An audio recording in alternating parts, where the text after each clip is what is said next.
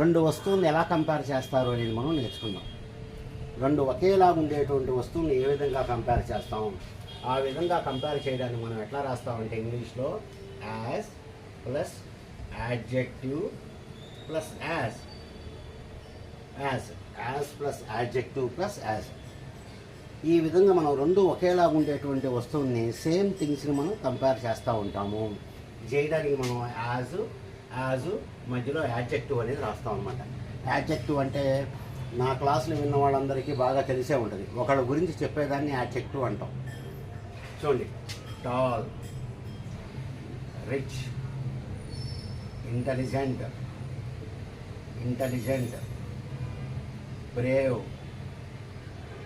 Brave, long, ఇవన్నీ కూడా మనకి ఒకళ్ళు ఎట్లా ఉన్నాయి అనేది చెప్తూ ఉంటాయి అన్నమాట. ఒకళ్ళు ఎట్లా ఉన్నారు అనేది మనం చెప్తూ ఉంటాం. వీటిని మనం కంపేర్ చేస్తాం. ఎందుకంటే ఇద్దరు ఒకేలా ఉంటారు, ఒకే హైట్లో ఉంటారు, ఒకే వెయిట్లో ఉంటారు, ఒకే పొడవుగా ఉంటారు, ఒకే సైజులో ఉంటారు, ఒకే హైట్లో ఉంటారు. ఇట్లా మనం రాస్తూ ఉంటాం మనం అన్నీ కూడా. ఇలాంటివి చెప్పడానికి మనం వాడేది ఏంటంటే అంటే as tall as, as rich as intelligent as brave as long as అని మనం చెప్తాము. రైట్, ఇప్పుడు చూడండి. ఇప్పుడు A is as tall as B. ఇక్కడ రాదు. A is as tall as B. A అనేవాడు బి అంత పొడవుగా ఉన్నాడు అని, అంటే ఈక్వల్ థింగ్స్ అని చెప్పాక మనం ఇద్దరు ఒకలాగే ఉండాలి, ఒకే సైజులో ఉండాలి. A is as tall as B. A అనేవాడు బి అంత పొడవుగా ఉన్నాడు, ఈ బి అంత పొడవుగా ఉన్నాడు, ఇద్దరు ఒకే హైట్. ఏ అండ్ బి ఒకే హైట్. ఈ విధంగా ఉన్నప్పుడు మనం ఇట్లా చెప్తాం, A is as tall as B. Right. Sita is as rich as Kamala. Sita is as rich as Kamala. Sita Kamala అంత ఈక్వల్గా డబ్బు గల అమ్మాయి. ఇద్దరు ఒకే అమౌంట్ ఉన్నాయన్నమాట, ఇద్దరు దగ్గర ఒకే రకమైన rich. Right. Mohan is as intelligent as Vineet. అది ఇద్దరు కూడా ఒకే రకమైన తెలివితేటలు కలిగి ఉన్నారు. Right. Raju is as brave as his father. Raju is as brave as his father. Raju వాళ్ళ నాన్నంత ధైర్యం కలవాడు. రైట్. దిస్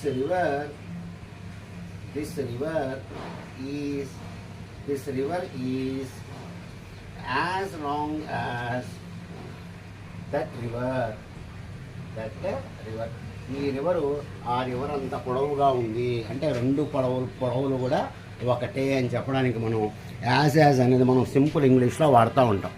కాబట్టి ఒకళ్ళు సమానంగా ఉన్నారు, అతను సమానంగా ఉన్నారు అని చెప్పి మనం చెప్పడానికి ఇవన్నీ కూడా రాస్తూ ఉంటాం. దీన్ని మనం ఎట్లా చెప్తాం, యాజ్ కాంబినేషన్లో చెప్తుంటాం.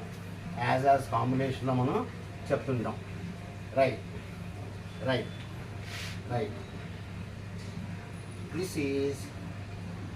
is as high as that. ఇది దానంత హైట్లో ఉంది, ఇది దానంత హైట్లో ఉంది అంటే రెండు ఒకేలాగా ఉన్నాయి అని మనం చెప్తాం. Right. My dog is as cute as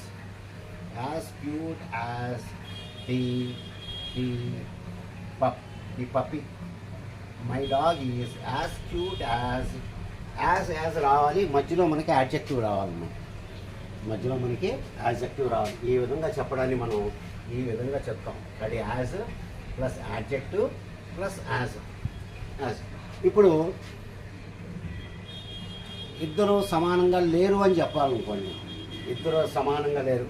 ఇప్పుడు రెండు ఒకటే చెప్పాము. ఇప్పుడు ఇద్దరు సమానంగా లేరు. చూడండి, షీ ఈజ్ నాట్ పెట్టండి ఇక్కడ. She is not as strong as she is not. ఇక్కడ నాట్ పెట్టాలి, మీకు తెలుసు కదా నాట్ ఎక్కడ పెట్టాలి అనేది. హెల్పింగ్ వర్బ్ పక్కనే పెట్టాలి ఇంగ్లీష్లో. She is not as strong as her sister. Right. ఇక్కడ చూడండి, మనకి గ్రామర్ రూల్ ఏం చెప్తుంది అంటే నాట్ వచ్చినప్పుడు ఇక్కడ సోయాస్ పెట్టండి అని చెప్తుంది. నాట్ వచ్చినప్పుడు సోయాస్ పెట్టండి అని చెప్తుంది, కానీ ఎక్కువ మంది పట్టించుకున్నట్టు లేవు. అది కరెక్ట్ రూల్ ఏంటి అంటే she is not so strong అని చెప్పి రాయాలి. ఇది కూడా చాలామంది వాడేస్తున్నారు కాబట్టి same thing I'm telling you. Okay, right.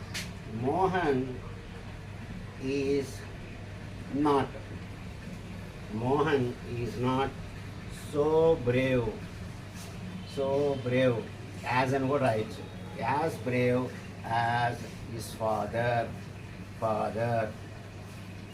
Mohan వాళ్ళ ఫాదర్ అంతా ధైర్యవంతుడు కాదు కాబట్టి ఇక్కడ నెగిటివ్ పెడతాం. అంటే ఇక్కడ రెండు ఒకేలాగా లేవు అని ఇక్కడ. కాబట్టి not as brave as his father అంటే ఏంటి, వాళ్ళ నాన్న ధైర్యవంతుడనే కదా. దీన్ని ఇంకోలాగా ఎట్లా చెప్తాం, హిస్ ఫాదర్ ఈజ్ బ్రేవర్ దాన్ మోహన్ అని చెప్తాం. హిస్ ఫాదర్ ఈజ్ బ్రేవర్ దాన్ మోహన్ అనేటువంటిది మనం చెప్తాం అన్నమాట. Okay, right. ఒకసారి ఇది చూడండి. Send me the report. Send me the report as soon as possible. సాధ్యమైనంత త్వరగా. as soon as ఈ రిపోర్టు సాధ్యమైనంత త్వరగా పంపించండి. as soon as possible సాధ్యమైనంత త్వరగా మీరు ఈ రిపోర్ట్ని పంపించండి.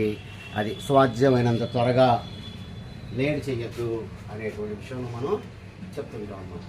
ఓకే, కాబట్టి రెండు విషయాలు ఒకటే ఉన్నప్పుడు యాజ్ రాస్తాం. రెండు విషయాలు ఒకలాగా లేనప్పుడు నాట్ పెట్టి యాజ్ అనేది రాస్తాం. కరెక్ట్ గ్రామర్ రూల్ ఏంటంటే సోయాజ్ అనేది రాసుకోవాలి. రైట్. ఓకే, ఎప్పుడు యాడ్జెక్టివే వస్తుందా? యాడ్వర్బ్ రాదా సెంటెన్స్లో? చూడు, కాబట్టి as plus adverb plus as ఇట్లా కూడా వాడతాం. యాడ్వర్బ్ అంటే మీకు తెలుసు, యాడ్జెక్టివ్ ఏమో ఒకళ్ళ గురించి చెప్తా ఉంటే యాడ్వర్బ్ ఏమో ఆ పని ఎలా జరిగిందో చెప్పుద్ది అనమాట. ఆ పని ఎలా జరుగుతుందో చెప్పుద్ది. చూడండి, వెల్, హార్డ్, ఇలాంటి వర్డ్స్ని మనం హార్డ్, ఈ రెండు వర్డ్స్ని మనం యాడ్వర్బ్స్ అని చెప్పండి. ఎందుకంటే పని ఎలా జరిగిందో చెప్తుంది. చూడండి, హీ వర్క్డ్ వెల్ అంటాం. పని ఎలా జరిగింది? బాగా జరిగింది. అంతేగాని మీరు ఈ వర్క్డ్ గుడ్ అని చెప్పి అనం. ఎందుకు అనం అంటే గుడ్ అనేది యాడ్జెక్టివ్, ఇది వచ్చేసి యాడ్వర్బ్ కాబట్టి. కానీ వర్బ్ వచ్చింది కాబట్టి పక్కన ఎప్పుడు కూడా మీరు యాడ్వర్బ్ అనేది రాసుకోవాలి. Right. Hard, he worked hard, he studied hard. చూడండి, పని ఎలా జరిగిందో చెప్తుంది అనమాట. అందుకే దీన్ని ఏమంటాం మనం? యాడ్వర్బ్స్ అని చెప్పి అంటాం. కాబట్టి యాడ్వర్బ్ కూడా మనం వాడుకోవచ్చు. ఇక్కడ వాడుకోవచ్చు. ఎలా రాస్తాం? Right. He worked as hard as his friend. అతని ఫ్రెండ్ ఎంత అయితే కష్టపడ్డాడో వీడు కూడా అంతే కష్టపడ్డాడు. అతని ఫ్రెండ్ ఎలా కష్టపడ్డాడో ఇతను కూడా అలాగే కష్టపడ్డాడు. He worked as hard. కాబట్టి ఇక్కడ హార్డ్ అనేది యాడ్వర్బ్. ఎందుకంటే పని గురించి చెప్తుంది. ఇట్లా మనం చెప్తాం. అలాగే right. She studied as well as రాణి. అది రాణి ఎంత బాగా చదివిందో ఆవిడ కూడా అంత బాగా చదివింది. రాణి ఎంత బాగా చదివిందో ఆ అమ్మాయి కూడా అంత బాగా చదివింది. As well as as well as అని చెప్పి మనం ఇక్కడ చెప్తాం అన్నమాట. రైట్. ఇప్పుడు దీనికి నెగిటివ్ చెప్పాలనుకోండి. చూడండి, ఈ worker as hard as his friend. అతని ఫ్రెండ్ ఎంత కష్టపడ్డాడో వీడు అంతే కష్టపడ్డాడు. ఇప్పుడు దీనికి నెగిటివ్ రాయాలనుకోండి. చూడండి, ఇది ఇక్కడ పాస్ట్ టెన్స్లో ఉంది కదా, హీ డిడ్ నాట్ వర్క్ అని రాస్తాం. హీ డిడ్ నాట్ వర్క్ అని రాయాలి. Past tense. He did not work. Studied ఉంది, డిడ్ నాట్ స్టడీ అని రాసి నెగిటివ్ రాస్తాం. He did not work as hard as his friend.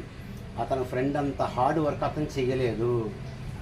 She did not study as well as Rani అంత బాగా ఆవిడ చదవలేదు అని మనం చెప్తుంటాం ఇట్లాగా. ఓకే డియర్ స్టూడెంట్స్, ఈ విధంగా మనం యాజ్ అనేది వాడుతూ ఉంటాం ఇంగ్లీష్లో. రైట్. ఓకే. రైట్. ఇప్పుడు నా దగ్గర 100 పెన్స్ ఉన్నాయి, మీ దగ్గర 100 పెన్స్ ఉన్నాయి. చూడండి, Ramu has as many pens as I have. Ramu has as many pens as I have. నా దగ్గర ఉన్న పెన్నులే ఆయన దగ్గర కూడా ఉన్నాయి. అంటే ఇద్దరి దగ్గర ఈక్వల్గా పెన్స్ ఉన్నాయి, ఇద్దరి దగ్గర ఒకే రకమైన పెన్స్ ఉన్నాయి. రైట్. కానీ మినీ అనేది మనం లెక్క పెట్టవచ్చు కాబట్టి పెన్నుల ముందు వాడామన్నమాట. Right. Sita has as much money as her friend. ఆవిడ ఫ్రెండ్ దగ్గర ఉన్న డబ్బులే ఆవిడ దగ్గర కూడా ఉన్నాయి. As much money. ఇక్కడ డబ్బుల దగ్గర మాత్రం మనం మచ్ అనేది వాడాం. ఎందుకంటే మనీని మనం కౌంట్ చేయలేం. అంటే మీ దగ్గర జేబులో ఉన్న డబ్బులు కాదు, మొత్తం మనీ అంతా కూడా వరల్డ్ వైడ్గా. ఇక్కడ పెన్స్ మనం కౌంట్ చేస్తాం కాబట్టి పెన్స్ అని రాసాం. ఇక్కడ మనం కౌంట్ చేయలేం కాబట్టి మచ్ అనేది రాసుకున్నాము. ఇప్పుడు దీనికి నెగిటివ్ ఎలా చెప్తాము? దీనికి Ramu does not have as many pens as I have. రాముకి నా దగ్గర ఉన్న పెన్స్ లేవు. Sita doesn't have as much money as her friend. అది ఈ విధంగా మనం ఈ కంపారిజన్స్ రెండు ఒకలాగా ఉన్నప్పుడు చెప్తాము, ఒకలాగా లేనప్పుడు చెప్తాము. రైట్. మచ్ ఎప్పుడు, మెనీ ఎప్పుడు అనేది మనం ఈ విధంగా వాడుతూ ఉంటాం. డియర్ స్టూడెంట్స్, మీకు ఈ వీడియో నచ్చితే లైక్, షేర్ అండ్ సబ్స్క్రైబ్ చేసుకోండి. Good day to you all.